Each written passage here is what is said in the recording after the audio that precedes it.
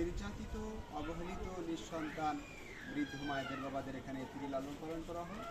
আজকে আমাদের এই বৃদ্ধাশ্রম একটি মাকে দেখছেন, উনি আমাদের এই বৃদ্ধাশ্রমে আশ্রয়ের জন্য আসছেন। মূলত ওনার দুনিয়াতে একমাত্র মেয়ে, যে মেয়ে দেখছেন ওনার, এই একমাত্র মেয়ে ছাড়া আর কেউ নাই। তো এই বিষয়টা আমরা ওই আপুর মুখেই শুনি, আপু কী জন্য ওনাকে আমাদের বৃদ্ধাশ্রমে দিয়ে যাচ্ছে। বৃদ্ধাশ্রমে দিয়ে যাচ্ছি, আমার ভাই নাই, আমার একটু জোরে বললেন। স্বামী সংসার থাকে, এই জন্য সবাই তো পছন্দ করে না, এই জন্য তারা দিয়ে গেছে বৃদ্ধাশ্রমে না, আপনার বাবা মারা যাওয়ার পরে আমার কাছে আপনার কাছে ছিল, এখনো আছে। এখন মানুষের কথা মতন তারপর দিয়ে গেছে বাধ্যতামূলক। হ্যাঁ, মানসিক ভারসাম্যহীন আছে এই মাটা।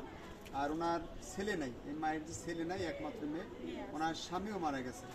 ওই যেহেতু মেয়ের শ্বশুর বাড়িতে থাকা, গ্রাম অঞ্চলে তো একটা প্রভাব আছে যে মাকে যদি রাখতে চায় মেয়ে, সমস্যা বিভিন্ন রকমের দেখা দেয়। শ্বশুর শাশুড়ি বিভিন্ন বা পাড়া প্রতিবেশী বিভিন্ন রকমের কটু কথা বলে না।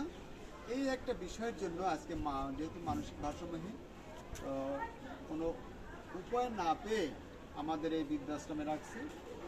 আপনারা দোয়া করবেন, শুভাকাঙ্ক্ষী যারা আছে, আমরা যেন এই রকমের যারা সমস্যা আছে তাদেরকে যেন আমরা একটু ভালোবেসে আশ্রয় দিতে পারি, সেই দোয়া মহান আল্লাহর কাছে করি এবং শুভাকাঙ্ক্ষীদের কাছে আমরা দোয়া চাই আমাদেরকে যেন মহান স্রষ্টা সুস্থ রাখে, ভালো রাখে।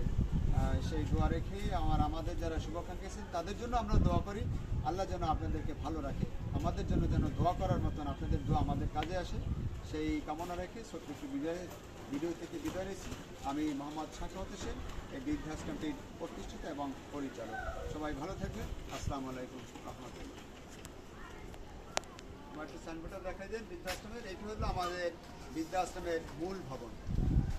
বৃদ্ধাশ্রমটির 8টি ভবনে 6টি নিবাসে কার্যক্রম, 2টা প্রশাসনিক এই কাজে ব্যবহৃত হয়। আরগুলো সবই বৃদ্ধাশ্রমের নিবাস কার্যক্রম। নারী এবং পুরুষ আমাদের এখানে আশ্রয় পাচ্ছে। বর্তমানে প্রায় 75 জনের উপরে আমার এখানে আশ্রয় অবস্থা আছে। সবাই দোয়া করবেন আমাদের জন্য।